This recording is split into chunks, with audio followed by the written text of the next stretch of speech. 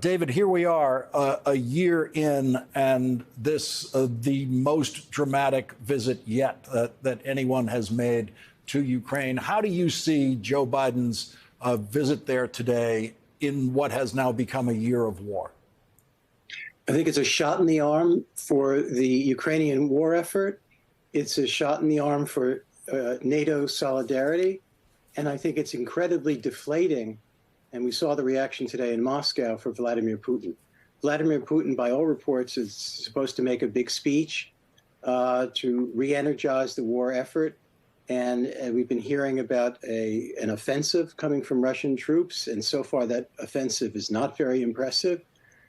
But we also have to recognize that this could go on for quite a while. And although the Russian army and the Russian political establishment has operated very poorly, their war effort is a miserable failure so far, they do have the resources to continue. Putin seems determined to do so, to continue this murderous campaign. And so we're going to see a lot more tragedy to come. So this lift to the spirit was necessary and enormous, I think. David, I'm struck by one of the details in the approach of this, and that is the alerting Vladimir Putin Joe Biden's going to Ukraine tomorrow or today, however many hours ahead of time they told him. Because what that alert presumes at this point in their experience with Vladimir Putin a year in is that they firmly believe that he is a rational actor, that he will get this information and he will make sure absolutely no risk is suffered by Joe Biden, that nothing Russian is going to come close to the president of the United States while he's in Ukraine. They use that wonderful military euphemism, deconfliction. Yes. Which I read to be, if any harm comes to the U.S. president, a great deal of harm will come to you.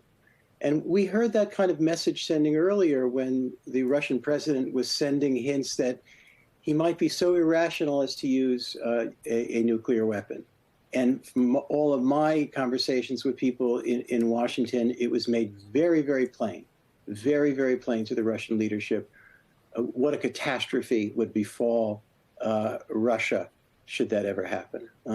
Again, that has not stopped Russia from going as full out as they possibly can. So far as we know, casualties are over 250,000. The infrastructure of Ukraine has been damaged very severely. There have been war crimes, torture, children sent across the border. This is a horrendous episode in European history. And we haven't seen the end of it by any stretch of the imagination. And what have we learned about Vladimir Putin in this year? We've learned that he was capable of starting an absolutely, utterly senseless war against a peaceful neighbor in order to prevent it from joining Europe for domestic reasons. Vladimir Putin is a failure. He stayed in power way too long, even if you were inclined to see his reign in any sense sympathetically. It's important to see what's happened in this 2 decades that he's been in power. And he may have started out well in Russian terms. He was certainly buoyed by high oil prices, which improved things politically and economically. But in the last decade, he has crushed civil society. He's crushed the independent media. He's not made his people more prosperous. He's not made his people more secure. By any sense, he has immiserated his country, and he's completely demeaned the reputation of his country on the world stage, and it will suffer for this. The Russian people will suffer for this for decades to come. Although, it's I think our first thought should be with the suffering of the Ukrainian people, obviously.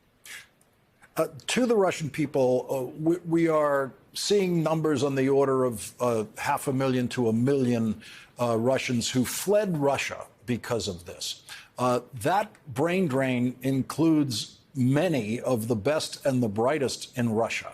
Absolutely. And so that also removes many of the people who would be the strongest protesters of what this Russian regime does.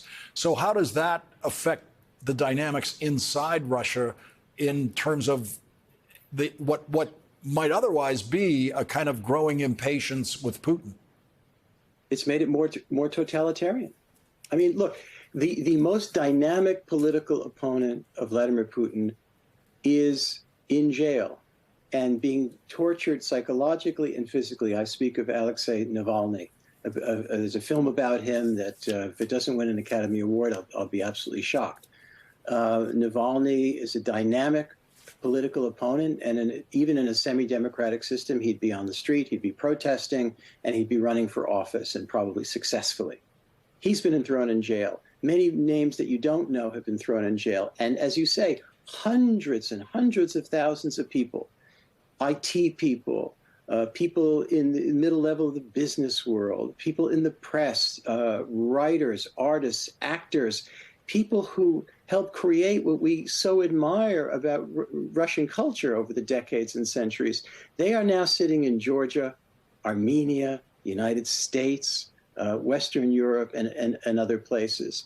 Again, that serves to undermine the health of a society. And isn't that what a leader is supposed to do, to engender that health? And so I think Vladimir Putin, historically and on every level, is a gigantic failure. And how he sells this in his propaganda is one matter. In reality, it's quite another. Has any American president managed as complex an alliance as Joe Biden has done for the last year? Franklin Roosevelt, I suppose. I mean, for somebody of my generation, it is relatively unique to see in my lifetime, considering Vietnam, considering Iraq, considering many of our other foreign policy misadventures and failures, and whether it's to act or to do far too much or to act dishonestly, to see an American president do many things all at once the way Biden has, I think he deserves enormous credit and consideration. Look at what he's done. On the one hand, he has coalesced the NATO alliance. He is a pivotal player there to get it united after years under Trump of a fractured and undermined alliance. He's gotten NATO together. He's shown support to Zelensky. He's sent arms. And at the same time, he's done something equally difficult, which is to avoid direct conflict with Russia militarily, which would be a disaster of an even wider scale. I mean, it is a very, very difficult foreign policy trick that he's trying to pull off. It hasn't been completed quite yet, and one can only hope that it ends soon. But I fear, and I think everybody is relatively cognizant of the fact that this is not going to end in a month or 2 months for certain. I'd be very surprised to see that. I'd be delighted, but very surprised.